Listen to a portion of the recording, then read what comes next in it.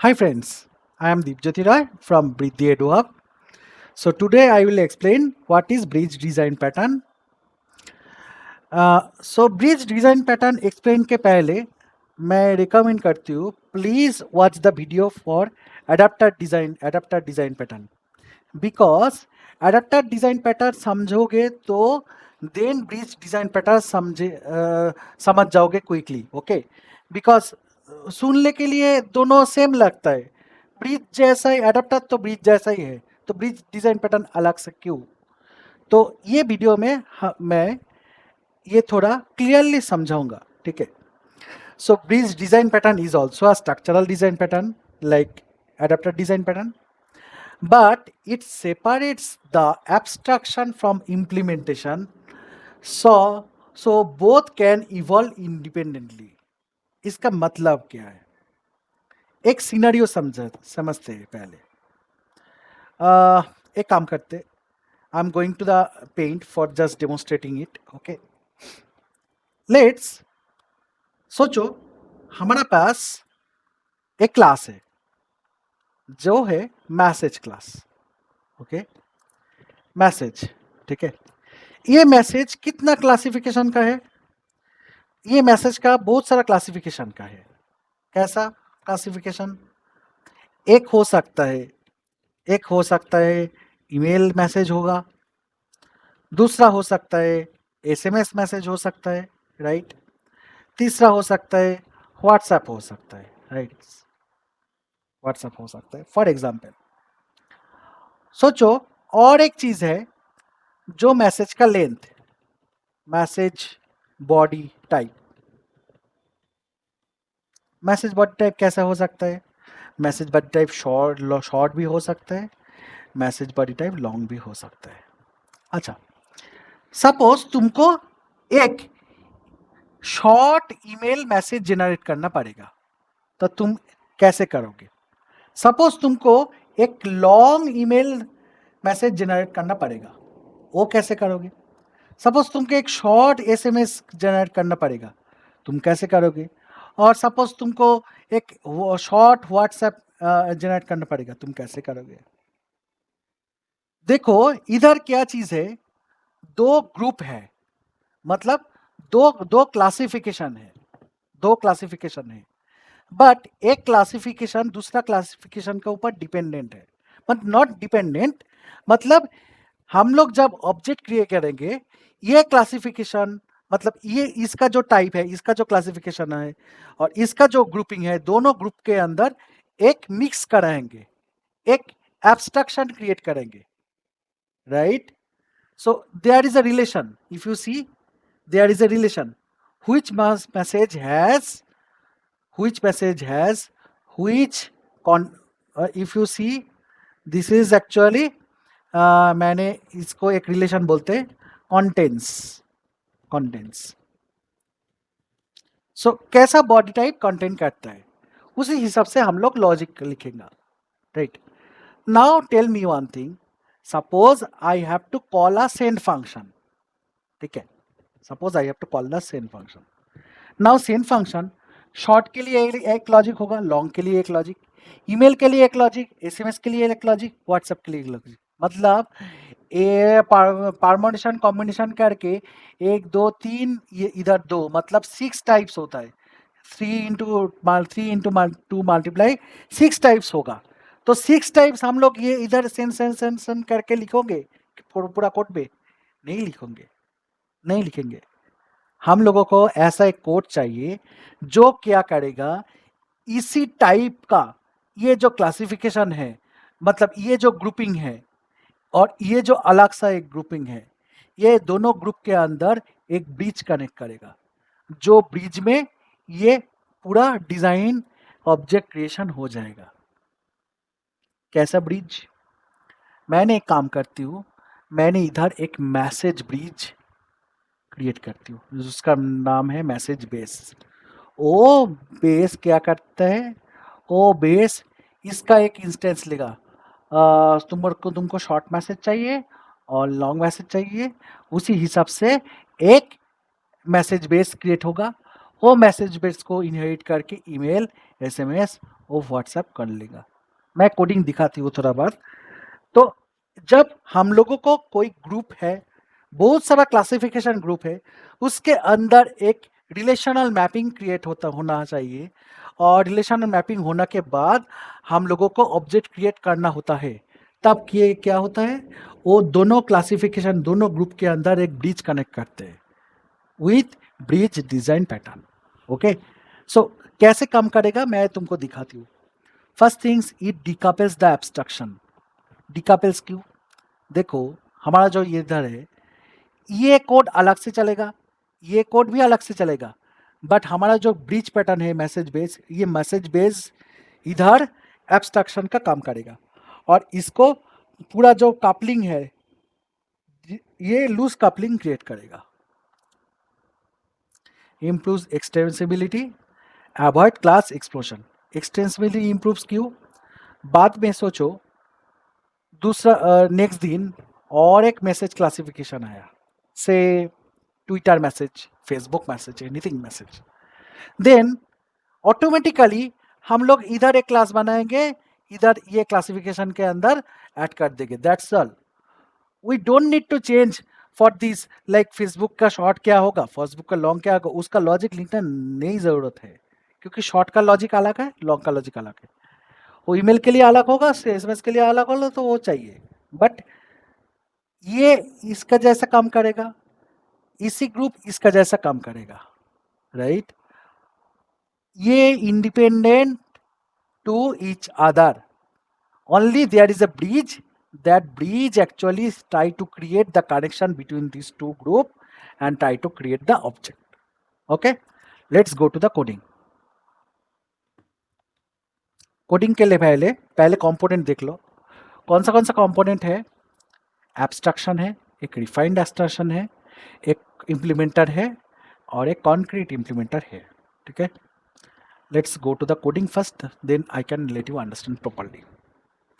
से हमारा पास एक मैसेज सेंडर है, एक इंटरफेस, नॉर्मल इंटरफेस जो है मैसेज आई मैसेज सेंडर, इसके अंदर सेंड है। ठीक है, देखो ये सेंडर कितना टाइप सेंडर हो सकता है, तीनों टाइप सेंडर है हमारे पास अभी।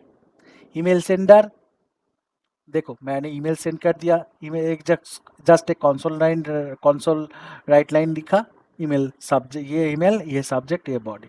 ओके, ये मैसेज है, ये बॉडी। एसएमएस के लिए भी सेम लिखा, ये मेरा एसएमएस है, ये मेरा मैसेज बॉडी है, ये मेरा ये चीज़ है, ये इसको सेंड फंक्शन इंप्लीमेंट किया। व्हाट्सएप भी सेंड किया, देखो ये है व्हाट्सएप सेंडर, समझा? मतलब हमारा ये जो लेफ्ट पार्ट है, लेफ्ट पार्ट क्रिएट हो गया, राइट? नेक्स्ट है अभी जो हमारा कॉन्क्रीट मैसेज, राइट? ये जो कॉन्क्रीट मैसेज है, कॉन्क्रीट मैसेज कैसे करूँगी, ठीक है? अच्छा सॉरी, अच्छा, तो ये मैसेज जो सेंडर है, तो सेंडर हो गया। अभी कॉन्क्रीट मैसेज पे आते हैं। कॉन्क्रीट मैसेज के पहले मैंने बोला क्या, एक काम करते, एक ब्रिज क्रिएट करते, जो ब्रिज है मैसेज ब्रिज, ये एक ब्रिज है। कैसा ब्रिज? मैंने बोला ओ भाई तुम एक मैसेज सेंडर का इंस्टेंस ले लो, और जो इंस्टेंस है वो कंस्ट्रक्टर में पास कर दो, जब पास करोगे तुमको सेंडर मिल जाएगा, यही तुम्हारा सेंडर है। मतलब it can expect email sender, it can expect SMS sender, और it can expect WhatsApp sender.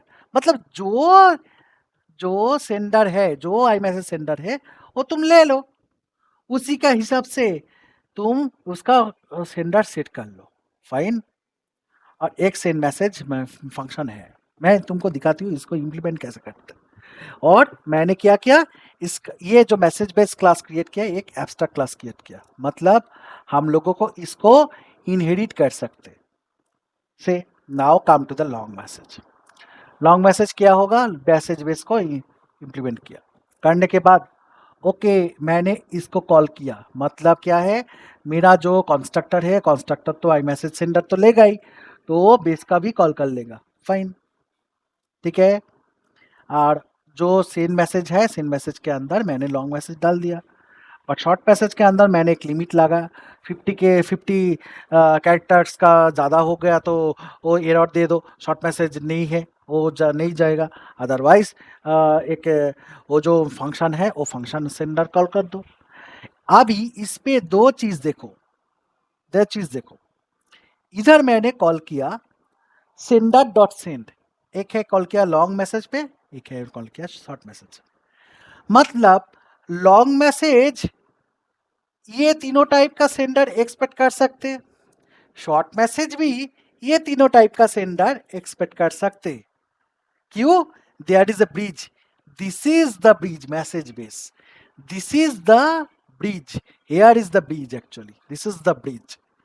Bridge में क्या है, मैंने ब्रिज करके मैंने क्या किया, ये ईमेल का मैंने देखो ये जो ईमेल है और जो एसएमएस है मैंने इधर यहाँ से यहाँ तक भेज दिया भाई, तुम ले लो इसका इंस्टेंस और यूज करो। समझा? सो देखो मैंने जाते हो फिर से इधर लॉन्ग मैसेज पे, देखो सेंडर डॉट सेंड मैंने क्या किया, इसका फंक्शन कॉल किया सेंडर के सेंड मैसेज के अंदर, सेंडर डॉट सेंड मतलब जो सेंडर आएगा, ईमेल सेंडर आएगा और एसएमएस सेंडर आएगा और व्हाट्सएप सेंडर आएगा, जो सेंडर आएगा वो कॉल कर दो। मतलब ये कॉल कर सकते हैं, राइट? शॉर्ट मैसेज सर्विस भी सेम हो सकता है। अभी प्रोग्राम में क्या कर सकते हैं, जो कंज्यूमर को क्या चाहिए, तुमको जो चाहिए तुम क्रिएट कर लो। मतलब ये भी अलग से काम कर रहा है, देखो सेंडर का और मैसेज का भी अलग से काम कर रहा है, इसका साथ इसका कोई रिलेशन नहीं, but there is a bridge connection. Bridge connection कौन है भाई, ये जो तुम सेंड कर रहे हो ना सेंडर, वहाँ से ही वो मैसेज बेस से ब्रिज हो जाता है। ब्रिज में क्या होता है, देखो कॉल कैसे किया, मुझे भाई मुझे एक ईमेल मैसेज का शॉर्ट मैसेज दे दो। ओके, मैंने शॉर्ट मैसेज का ऑब्जेक्ट क्रिएट किया, इसके अंदर ईमेल सेंडर का ऑब्जेक्ट भेज दिया। देखो ये एक्सपेक्ट कर रहा है क्या, आई मैसेज सेंडर।